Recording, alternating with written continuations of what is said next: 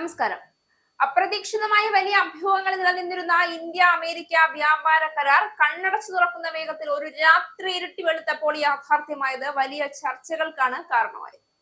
മോദി ഇന്ത്യയെ ട്രംപിനെ തൂക്കിവിറ്റു എന്നുള്ള ആരോപണങ്ങൾ പോലും ഉയർത്താൻ കോൺഗ്രസ് മടിച്ചില്ല. എന്നാൽ രാഹുൽ ഗാന്ധിയുടെ മുട്ടാമ്പോക്ക് വാദങ്ങളുടെ കടക്കൽ കത്തിവെച്ചുകൊണ്ട് അളന്ന് കുറച്ച് മറുപടി കൊടുത്തു രാഹുലിന്റെ വായടപ്പിച്ചിരിക്കുകയാണ് വാണിജ്യമന്ത്രി പീയൂഷ് ഗോയൽ. മറ്റേത് രാജ്യത്തെക്കാളും മികച്ച വ്യാപാര കരാറാണ് ഇന്ത്യക്ക് ലഭിച്ചതെന്നാണ് വാണിജ്യമന്ത്രി പീയൂഷ് ഗോയൽ തുറന്നടിച്ചത്.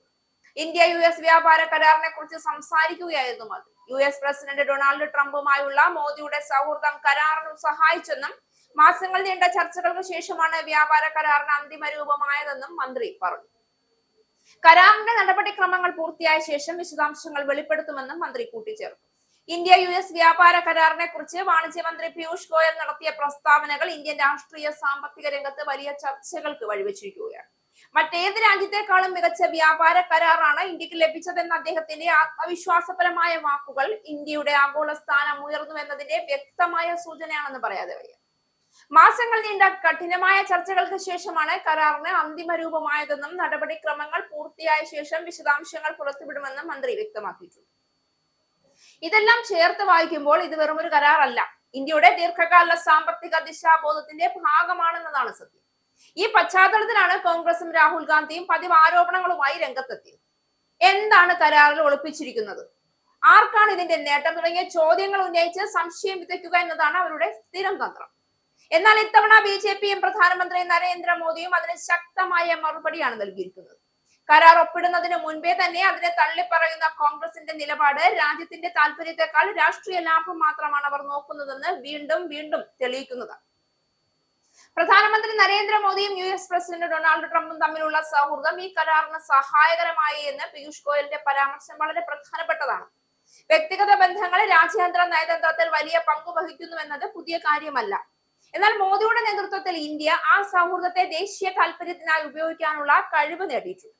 മുൻപ് ഇന്ത്യ പലപ്പോഴും വലിയ ശക്തികളുടെ മുന്നിൽ വഴങ്ങുന്ന നിലയിലായിരുന്നു. ഇന്ന് ആ അവസ്ഥ മാറി. ഇന്ത്യ തുല്യ പദവിയോടെ ചർച്ചകൾ നടത്തുന്ന രാജ്യമായി മാറിയിരിക്കുന്നു.